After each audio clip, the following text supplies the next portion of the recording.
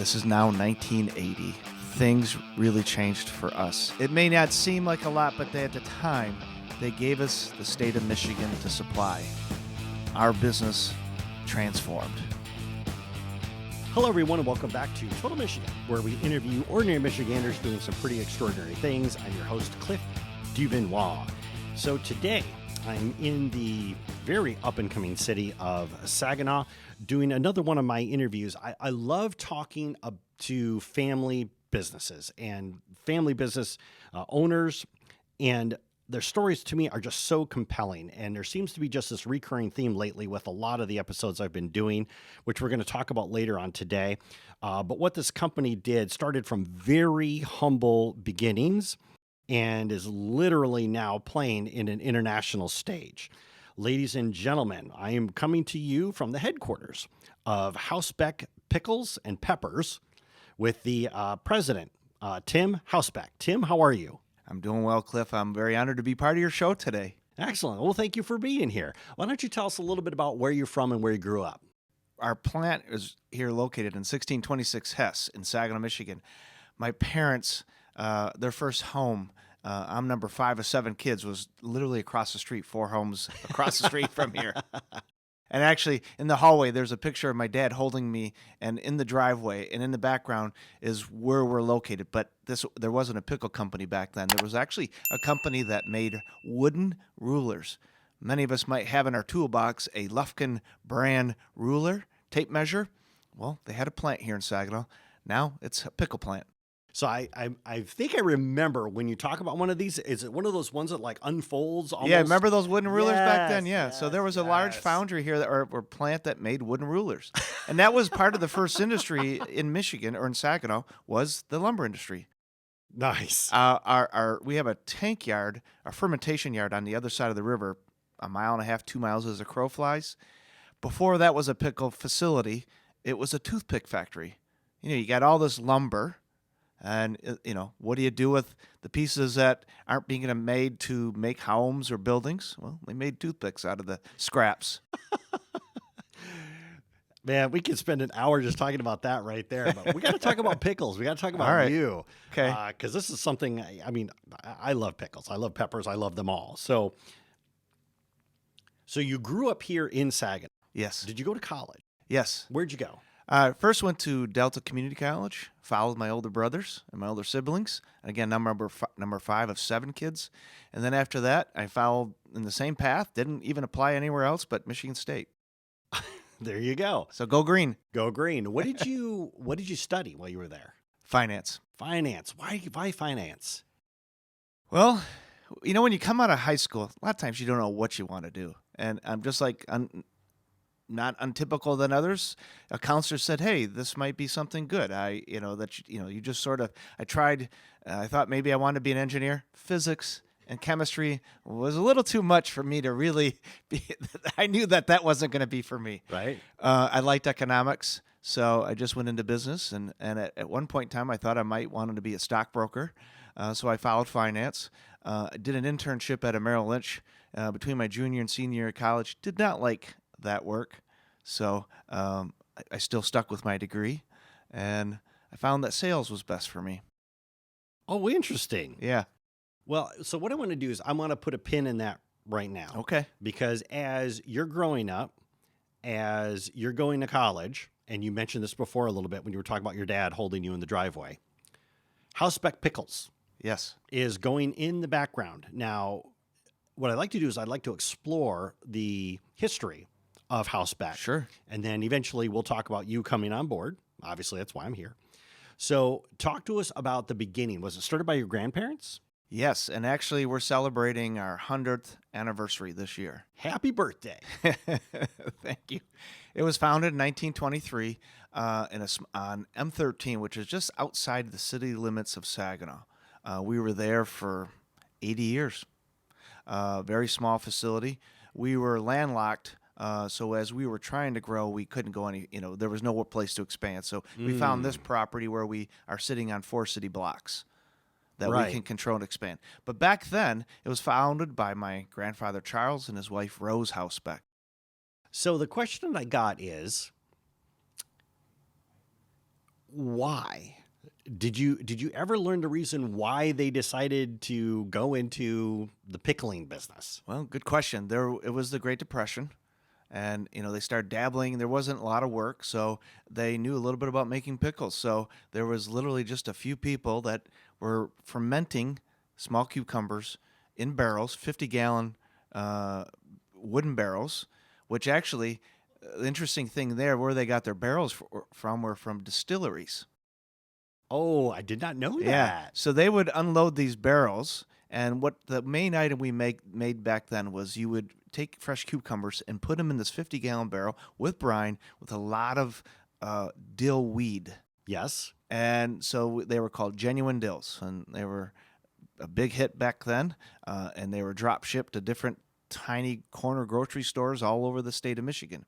But interesting thing about these distilled barrels, I hope I don't get in trouble because I didn't do it, but back then they would take these barrels and there would still be some whiskey. They'd put them in the sun and let them, dry out. Maybe they should have just fermented pickles in whiskey barrels, and that would have been something. It would have had maybe a bourbon taste to them. But they'd actually get 1 or 2 quarts of whiskey out of these barrels, and again, it was Prohibition, and I was people just going to people ask had that. access to liquor.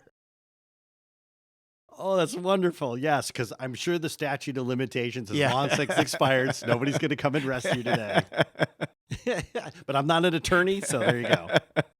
Oh, that is incredible. So initially, it was your grandparents started making pickles, putting them in jars, and then sending them out to grocery stores. Yes. My dad, who's no longer with us, lived to be 93. He's been gone 6 years.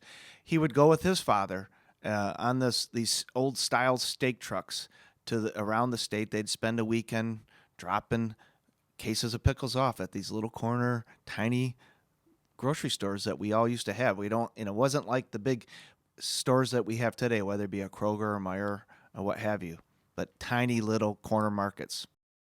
And then through the research, reading about the history on your website, the company gets up and running, things Yes. are going, and then rather unexpectedly, your grandfather passed. Yeah, first big challenge to our 100-year company. I mean, it could have folded right then and there. The founder dies, leaving his wife and 6 kids behind. So what did she do? Well, some of her oldest sons were part of the business, and she had someone helping her, so they were still just they kept trudging on, trying to do what they did. Fortunately, she had 2 older boys that were probably around 18 years old at the time. Good. That were able to at least carry on. But it could have ended right then and there. It makes me think of when people talk about having large families on the farm, Yes. right? Because having kids is cheaper than hiring somebody. That's right. But it's almost the same logic applied to Yes. Hausbeck Pickles. That's exactly right. And then, the next challenge came along as World War II. So now we lose half our workforce going off to either World War II or the Korean War. Sweet Moses. Yeah, so now you're left with a skeleton crew once again. Now, how long did your grandmother and the two sons, I think you said, how long did they run the company? Well, after my father and 2 of my uncles came back from World War II and Korean War, they started helping out with their mother again. So again, it was a very tight, close-knit group of people. And it was somewhere in the mid-70s that she turned over the ownership and control of the company Wow. to 4 of her sons. That is incredible. So she was involved with the business from the very beginning Yes. in 23 Yes. and ran it until the mid-70s. That's 50 years. Yeah. Even back when I was young, growing up in the business, phone calls. So my grandparents' house were right behind the plant, and so phone calls would actually come through my grandmother, and she was the secretary or the person answering calls, and then she would transfer them to the plant if someone needed to talk to someone else. There's a memory for you. Yeah, it was interesting.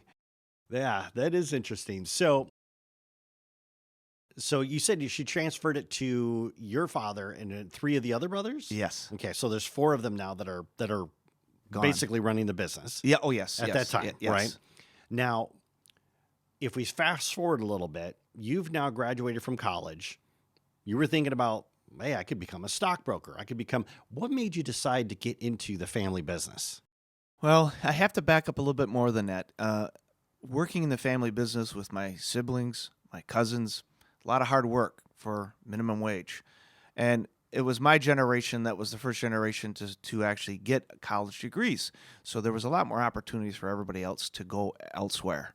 It was my brother Joe, who's the other owner, who's 70, received his degree in food science from Michigan State. He was actually the first one to come back after getting a degree. And he helped a lot by what he took and what was learned. There was a lot of research being done on fermentation and how to improve quality and yield.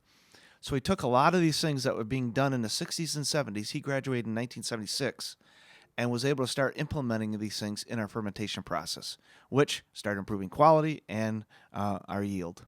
So then, back to me, I wasn't part of the company after I graduated. I was out, working for a couple different companies for a couple years and not really thinking about the family business. But as I matured, got a little bit older, I'm like, you know what? I think I can come back and make the company better as well, just like my brother Joe. That's cool. So when you talk about making the company better, did you have some ideas when you were coming back, like already?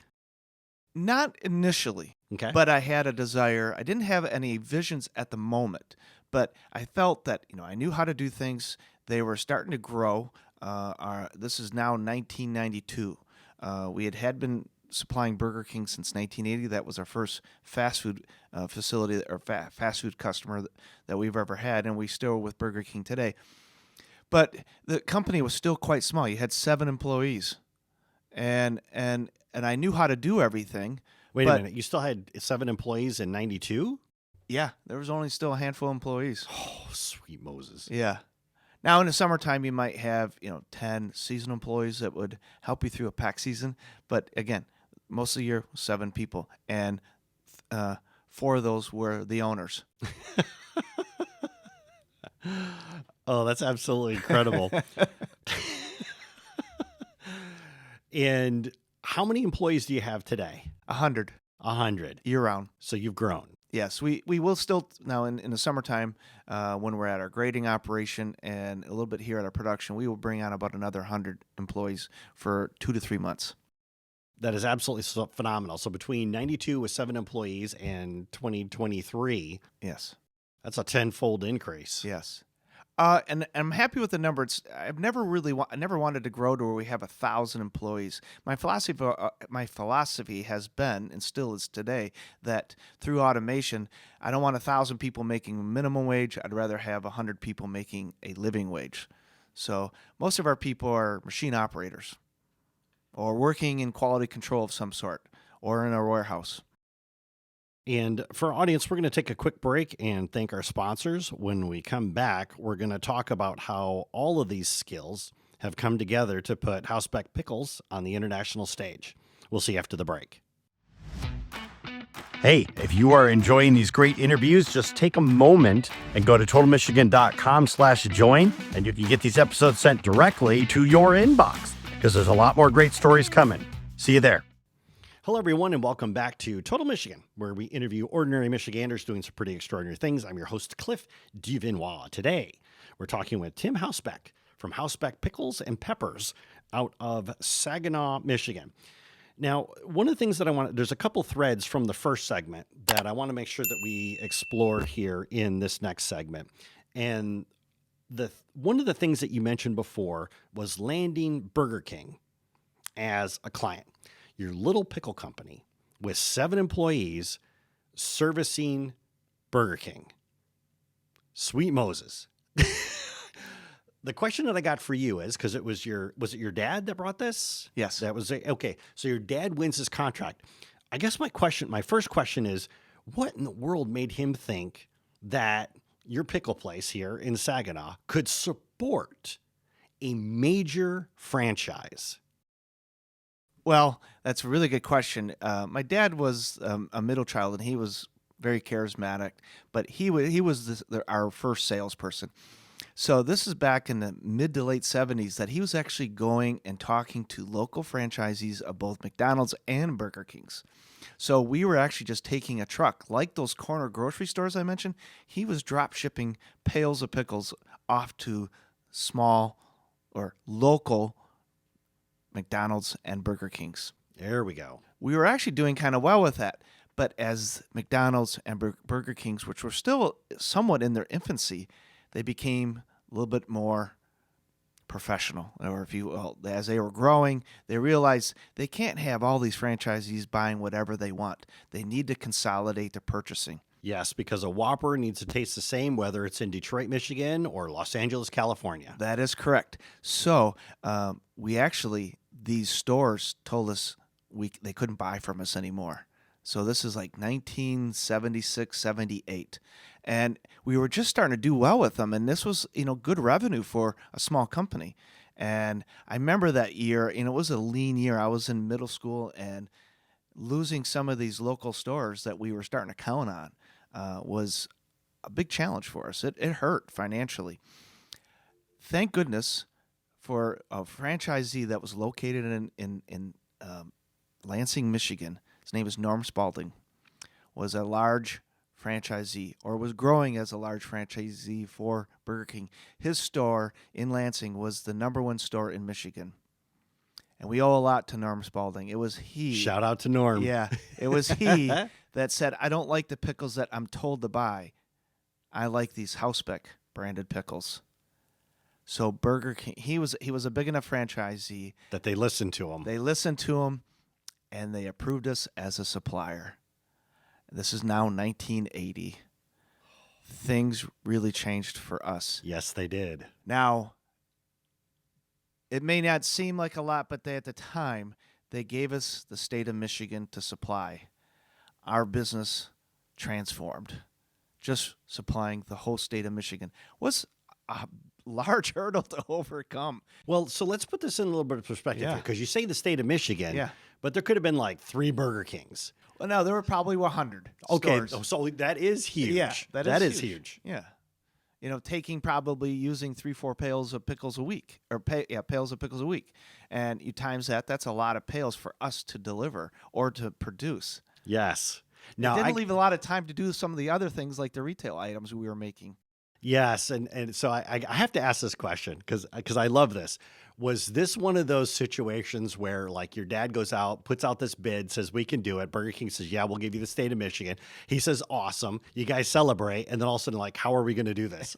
Was it one of those? It was. Yeah. Yeah. I mean, a lot of that was part of what coming back is like they were working 5 days a week to supply one major customer. Now, at the other time, we were actually supplying Meyer Thrifty Acres with and other smaller chains of grocery stores with our retail items. Right. And we would package all those up for the most part in the summer and into the fall. But the rest of the year was just supplying Burger King. And Burger King, like many other quick service restaurants like McDonald's, were growing at 40% a year, where our grocery store stuff was very flat. Sure. And in some ways shrinking because that section on the shelves were starting to shrink. So I think my biggest thing that I was able to offer when I came back to the company is you see this growth. It was pretty obvious that fast food chains were continuing to grow, and we only had Burger King, and that the retail was pretty flat. I was able to convince it was just my dad, my brother Joe, and my dad's youngest brother, Richard, were the owners, and I was able to convince them that we should really focus on more fast food chains. And perhaps I even said we should probably leave retail behind. They didn't really want to go with that. They didn't want to just, hey, here's this young kid who's 23 years old offering some advice. My dad said we needed to have some market research done, so we found a company out of Midland, and they did a bunch of market research, which basically supported what I was already offering. So they had evidence behind it, and so that's what we started doing. We started calling on other fast food chains and slowly but surely pulled away from retail. Well, I think another part of this puzzle, too, is that if you get comfortable with just having a Burger King, which is probably a large portion of your income. Yes. If Burger King decides one day, you know what, we don't like pickles anymore, Yep. you guys are out the door, Correct. then, 80% of your revenue just evaporated Correct. overnight. So it almost makes sense that, like, you know what, we need to find more clients like a Burger King and move forward and get them. So we're not, if we lose one, we're okay. Yes. Very hard to do. One, because our company was very conservative with regards to debt, and we didn't have any debt. My dad and his brothers all grew up in the Great Depression, so you didn't spend Debt is evil. Yes. Yes, you did. I, on the other hand, was different. So I didn't have trouble borrowing money and spending it to increase capacity. That's right, because you're an 80s kid. Yeah. So let's talk about this here, because you brought this up and you talk about, like, we need to find more Burger Kings, right? So we're talking Subway. Well, there's even another challenge. So we're doing a good job for Burger King, and they want more and more and more, and they want to give us more states. Oh, really? So now you're also trying to keep up with this capacity, just growing still. The problem is getting worse, where you're sole sourced, or your one customer now is representing over 90% of your revenue, and they want to keep giving you more. So times are good, but you need to diversify. Yes. So let's explore that just a little bit. Yeah. So Burger King comes back to you and says, you guys are doing a bang up job. Yes. Michigan's covered. We love you. Did they say, here's Indiana? Or did they say, here's the eastern half of the U.S.? How did that work? In between. Like here's the upper Midwest we want to give you. Oh, sweet Moses. Right. Now, how much lead time did they give you to be able to do that? Usually the contracts are based on 1 year at a time. So typically 6 months notice. Now, there's a lot that has to go around that. I mean, first of all, you got to have enough fermentation space. These are all fermented pickles. And then there's the whole fermentation process, which you need tanks to store them in. And then you got to go out to your farmers. So when it comes to the food business, ramping up, finding more acres, more farmers to plant more cucumbers for you, you got to have the storage to hold them and ferment them in. So those processes, even though they may want to give you business, you have to just plan for it. Even though they may give you 6 months, it still takes a year to 2 years of planning. So we knew that it was happening, so we kept increasing our capacity as we could. So we always were ahead of the game a little bit. We never took on more than what we could handle. When you first started out, Hausbeck, you made a comment about being landlocked. Oh, you right. really couldn't Yes. get more land to build a bigger facility versus where we are today. So was it about this time? No, this would have been around 2003 to 2005. Oh, okay. That we needed to expand more. Our customers were growing. Now in 2001, we started supplying Subway. So that volume, they were a large QSR, and they weren't just buying pickles. They were buying now jalapeno peppers and banana peppers. They actually came to us in 1996 to supply them. But at the time, we didn't know anything about how to make a jalapeno. Because yours pickles. Yeah. And again, we didn't know where to source them. We were able to play around with it. But the opportunity came back around in 2001 because Subway was growing so fast. They needed to expand their supply base. Because in addition to Subway, it's Taco Bell. Correct. It's Chick-fil-A, Domino's, Pizza Hut. I mean, man, the list goes on and on of all of these fast food chains that have come to you and said, we need pickles, we need jalapenos, we need banana peppers, and you're able now to provide it. Yes. To give you a little bit of scale, out of Saginaw, Michigan right here, we ship out on average around 60 semis a week going out between Canada and the U.S. Oh, sweet Moses. Yeah. Conservatively, if you assume that the pizza places that we supply, if you want a jalapeno or banana pepper on your pizza at one of those chains I mentioned, there's a good chance it's coming from Hausbeck. And assuming that there's a large pizza serves 4 meals, I would say, and when you add up how many slices they might put on a burger, a chicken sandwich, a Subway, deli-style sandwich, we're on over 1 billion meals a year between Canada and the United States. Okay, so let's I know go. it's a big number. No, well, yeah, it is a big number, but I admire it. Why did you choose to stay in Saginaw versus go out in the middle of like nowhere where you could get land, probably a lot cheaper? Good question. I was thinking about leaving Saginaw. We're in a peninsula state, and all these trucks are coming up out of the main arteries of and thoroughfares. So I actually started looking at properties in southern Michigan, northern Ohio, northern Indiana. I actually found a site that was pretty good in northern Indiana around Angola. But then again, I started thinking, this particular site came up, and back in the 20s, on the eastern edge of this four-city block, Heinz had a small operation. One of the problems of moving into a new area is not everybody wants to rezone land to have a pickle company. And then I also thought about the synergies of not having any. This is where our roots are. And no one would have to move. And you start this plant while we're still running the other plant. And they're only a mile away from each other, so employees, aren't being put out if they're having to work at one plant versus the next.